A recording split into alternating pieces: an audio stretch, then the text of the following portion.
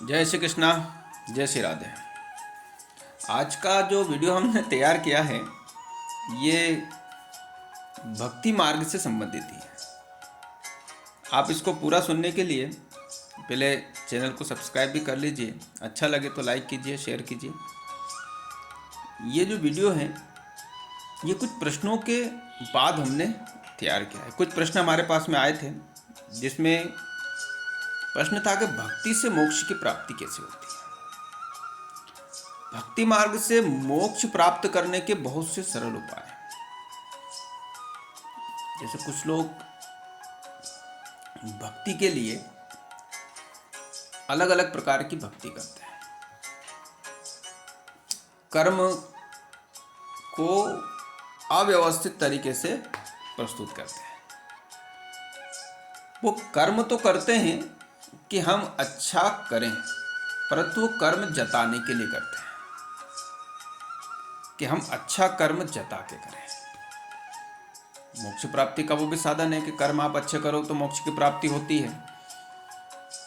वैसे ही एक प्यारा सा उदाहरण है। एक महात्मा जी बैठे हुए थे अपनी कुटिया के अंदर। एक पथिक उनके पास में गया, बोले महाराज जी बड़ी प्यास लगी है। महाराज जी ने कहा आप सपरिवार यहाँ पर बैठें और यहाँ से एक पात्र लें और पात्र को ले जाकर ये कुछ दूरी पे एक बड़ा सुंदर सरोवर है, उस सरोवर से जल को लेकर आएं और अपना भी जो है प्यास बुझाएं और अपने परिवार की भी प्यास बुझाएं। वो उसको उठाते हैं, पात्र को सरोवर से जल लेकर आते हैं। रास्ते में उन्हें दो प्यासे लोग मिलते हैं। वो कहते हैं कि प्यास लगी है। वो उनको पानी पिलाते हैं। फिर वो पात्र खाली होता है। फिर वापस पुनः वो खाली पात्र को लेकर सरोवर पर जाते हैं। फिर पुनः जो भरकर वो लाते हैं, रास्ते में फिर वो स्थिति होती है। फिर कोई उनको प्यासा मिलता है, उसको प्यासे को फिर पानी पिलाते हैं। फिर वो पात्र खाली होता है, वो फिर सरोवर पर जाते हैं। ये क्रम सुबह से शाम तक चलता रहता है। यहाँ उनकी पत्नी बच्चे सब प्यास से पीड़ित थे। शाम को कोई पथिक ना मिला और वो फिर जब आते हैं तो महाराज जी बोलते हैं, बोले इतना समय लगा तुम्हें पानी भर के लाने में? तो महाराज जी बोले सेवा कर रहे थे। बोले सेवा कर रहे थे? बोले किस प्रकार की सेवा? बोले सेवा ये थी महाराज जी, रास्ते में मुझे जो भी प्यासा मिला मैंने उसको पानी पिलाया और दिन भर पूरे दिन मैंने पुण्य कमाने में लगा रहा। महाराज ने कहा मूर्ख, ये किस प्रकार का पुण्य है? पुण्य प्राप्त करने के चक्कर में तुमने पूरे परिवार को दिन भर प्यासा रखा। तुम्हारी पत्नी मृत्युतुल्य अवस्था को प्राप्त होने वाली थी। तुम्हारा बच्चा पूरे दिन से प्यासा था और तुम पुण्य कमाने में लगे रहे। ये किस प्रकार का पुण्य है? तो महाराज मैं उनको प्यासा कैसे छोड़ सकता था? जिस प्रकार मैंने तुम्हें जो कहा था कि तुम वहां जाओ और पानी भर कर लेके आओ और स्वयं की बुझाओ और अपने परिवार की बुझाओ, तो तुम उससे भी उस प्रकार से कह सकते थे कि जाओ वो सामने सरोवर है, आप अपनी प्यास बुझाओ और जो भी पथिक मिले उसको भी जो मार्ग बताओ। यही मार्ग भक्ति का मार्ग होता है। भक्ति मार्ग में स्वयं के लिए किसी भी चीज को प्राप्त करना नहीं होता कि हम सारा पुण्य खुद ही कमाएं। आप संसार में भक्ति को बढ़ाएं। आप जिस भी देवता की करते हैं, चाहे शिव की करें, विष्णु की करें, भगवती की करें, हनुमान जी की करें, गणपति जी की करें, ये सभी एक ही स्वरूप के अनेक रूप हैं। न विष्णु अलग है, न शिव अलग है, न भगवती अलग है, न गणपति जी अलग है। ये सब अलग अलग रूप हैं उसी परमात्मा के। वही राधा है, वही सीता है, वही कृष्ण है, वही राम है। ये अलग अलग रूप हैं और उन अलग अलग रूपों को हम अलग अलग प्रकार से भजते हैं। परंतु हम अपना पुण्य कमाने के चक्कर में कि हम कहेंगे तो आप हमसे दीक्षा लो और राम नाम का जप करो, आपको जो मुक्ति की प्राप्ति होगी। आप हमसे इस प्रकार की दीक्षा लो, हम तुम्हें मंत्र देंगे शिव जी का, आप उसका जो मंत्र करो आपको मोक्ष मिलेगा। आप जो है हमसे जो भगवती के नामों का मंत्र लो, आपको उससे प्राप्ति होगी मोक्ष। अरे जिसको जहां से भगवान के नाम प्राप्त हो वो वहीं से उसको प्राप्त करे और उसको वहीं से मुक्ति की प्राप्ति होगी। क्योंकि भगवान पे जो विश्वास करता है उसको ही भगवान मुक्ति देते हैं। आजकल मुक्ति के लिए बड़े बड़े चैनल खुले हुए हैं। मुक्ति के बहुत से चैनल बने तैयार हैं। उन चैनलों में अलग अलग प्रकार के अलग अलग तरीके के नए नए धर्माचारी बन के अपना अपना नया नया धर्म तैयार करके बैठे हुए हैं। यह सभी धर्माचारी उसी अनुरूप है जिन्होंने अपने अपने अनुसार नया नया धर्म की व्याख्या की। परमात्मा सभी दूर है, सभी रूप में है और सर्वव्यापक है। वो कहीं बड़ा छोटा नहीं है जिसको कोई बोले कि मेरा परमात्मा बड़ा है, तेरा परमात्मा छोटा है। जैसा भी कहीं कहीं ये सुनने में आता है कि बोले भगवान राम बड़े हैं, भगवान कृष्ण छोटे हैं। कोई बोलता है भगवान राम छोटे हैं, भगवान कृष्ण बड़े हैं। फिर थोड़ी देर बाद बोलते हैं बोले कृष्ण बड़े ना राम बड़े, राधा नाम बड़ा।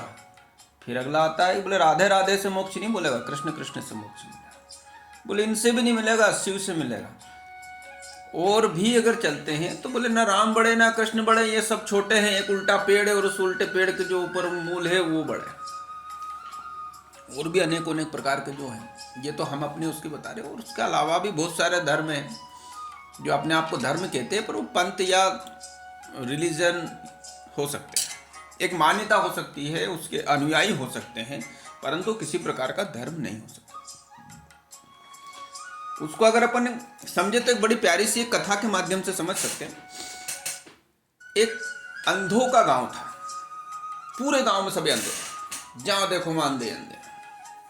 अंधों के गांव में एक व्यक्ति हाथी लेके आ गया। अब बड़ा भारी हाथी अंधों के गांव में हाथी लेके आया।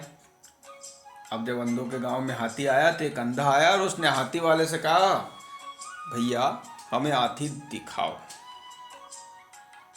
अब अंधे ने हाथी दिखाए, पुनः अंधों को हाथी कोई कैसे दिखाए। तो तुमने कहा भाई देख लो ये हाथी है, अपने अपने अनुरूप देखो। एक आया, उसने दोनों एक पैर को पकड़ा, दूसरे ने पूंछ पकड़ी, तीसरा ऊपर चढ़ गया, चौथे ने कान पकड़े, पांचवें ने सूंड पकड़ी, छठे ने नाक पकड़ी, किसी ने दांत पकड़े, कोई नीचे से आर पार निकल गया। सबने अपने अपने स्तर से जो बड़े उससे हाथियों को देख लिया। अब जब सबने अपने अपने हिसाब से हाथियों को देखा, हाथी वाला हाथी लेके चला गया। गांव में हाथी के जाने के बाद में अब झगड़ा चालू हुआ। झगड़ा इस बात का कि हाथी दिखता कैसा था।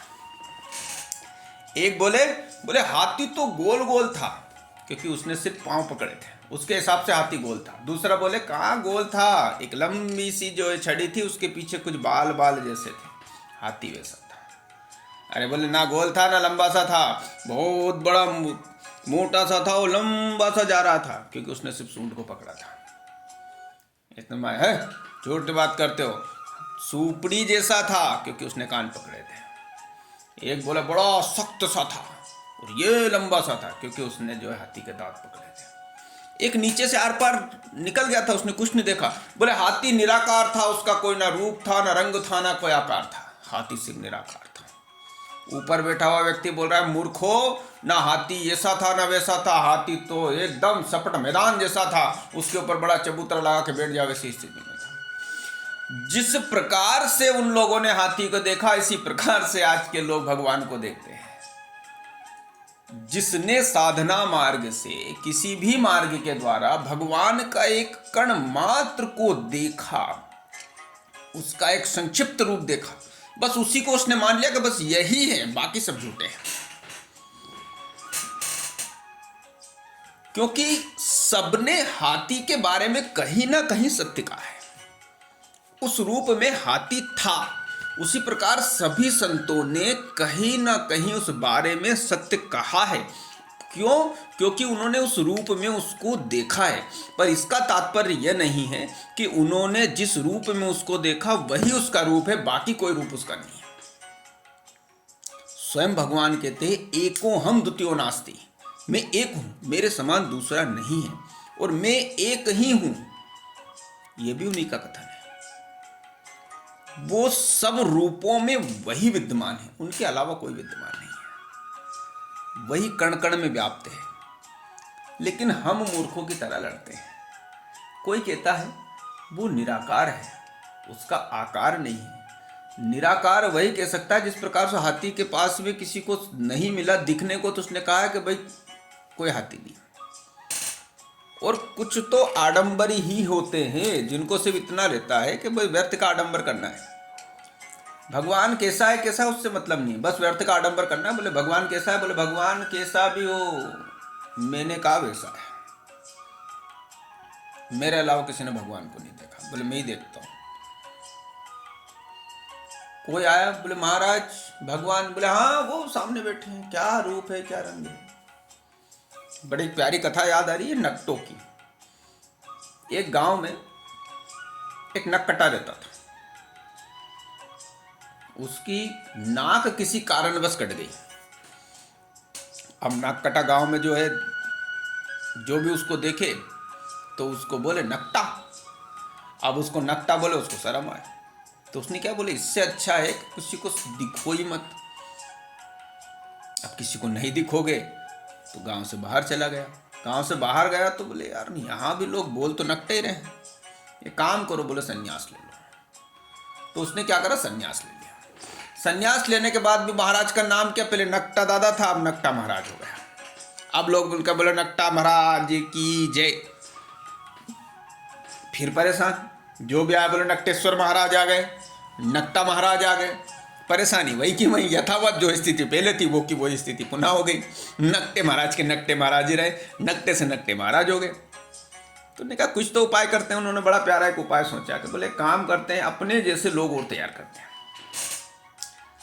एक व्यक्ति आया बड़े प्रेम से पूछने, महाराज जी आपकी नाक कैसे कटी, आप थोड़ा सा जानकारी दें। महाराज जी ने बड़े प्रेम से कहा, तुझे बता रहा हूँ बड़े गुप्त रहस्य है, ये ज्ञान किसी के सामने उजागर नहीं होना चाहिए। बोले महाराज जी बस आप जाने कि मैं जाने, इसके अलावा किसी को उजागर नहीं। बोले नाक इसलिए काटी कि भगवान एक बार मेरे सामने साक्षात प्रकट हुए। भगवान ने प्रकट होकर कहा, भक्त मैं तेरी भक्ति से बड़ा प्रसन्न हूँ, तू मुझे क्या दे सकता है। मैंने कहा भगवान आप तो जो चाहे वो ले लो, मैं तो अपनी नाक भी आपको अर्पित कर सकता हूँ। भगवान ने कहा ठीक है, तू अपनी नाक अर्पित कर दे।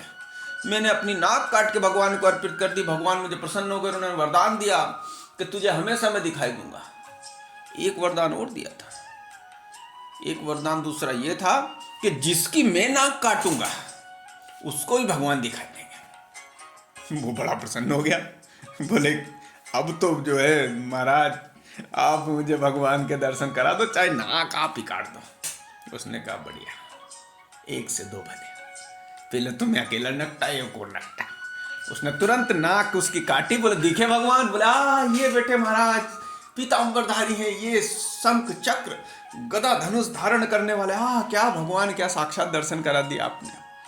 अब वो दूसरे से कैसे कहे मुझे भगवान नहीं दिखे, क्योंकि भगवान नहीं दिखे तो नास्तिक, भगवान का स्वरूप का दर्शन नहीं हो तो बोले तो पापी, पापियों को भगवान नहीं दिखते। अब आगे ये क्रम चालू हुआ। उसने दूसरे के पास गया, बोले महाराज नाक कैसे कटी। बोले इस प्रकार से कटी। बोले क्या। बोले अगर तुम भाग्यवान हो, आस्तिकवान हो, भगवान पे आस्था रखते हो और तुम्हारी नाक मैंने काटती तो तुम्हें भगवान दिखेंगे।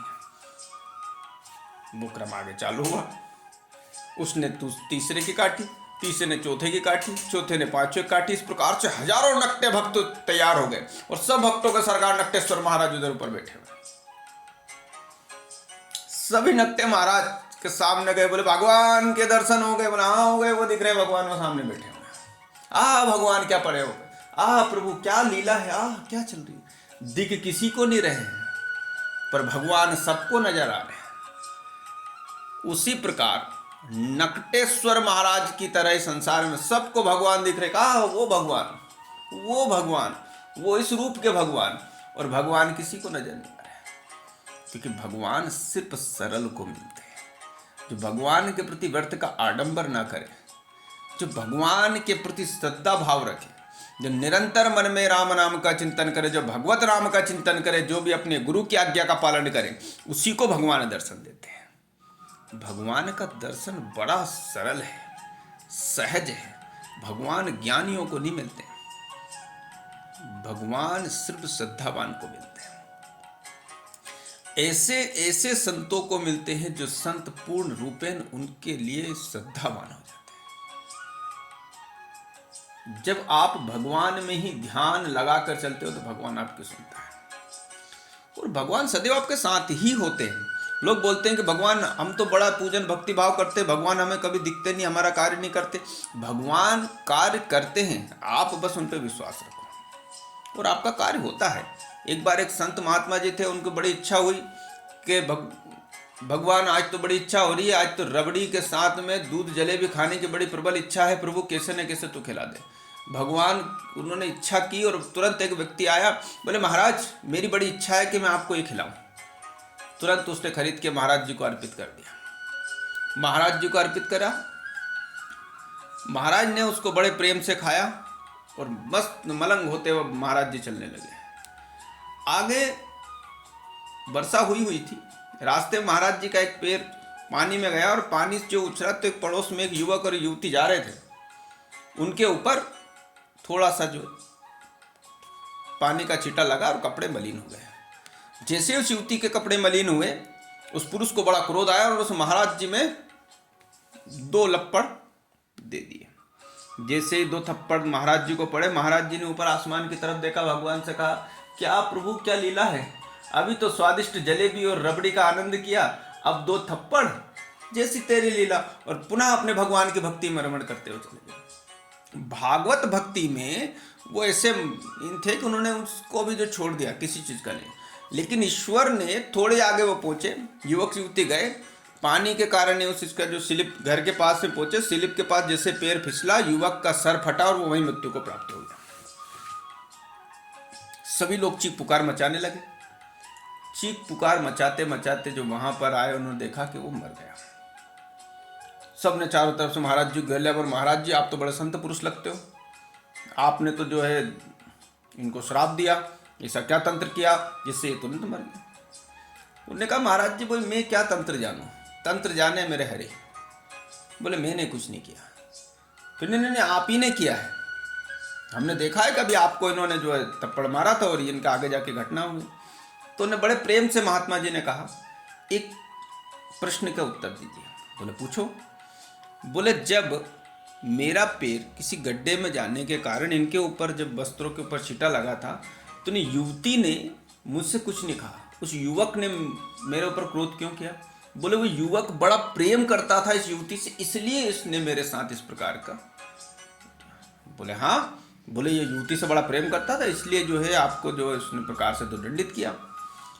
तो बोले जब ये युवक इस युवती के प्रेम में मेरे ऊपर हाथ उठा सकता है, तो जो मुझसे प्रेम करता है उसके सामने इसने मेरा अपमान किया है, तो वो इसका क्या हाल करेगा।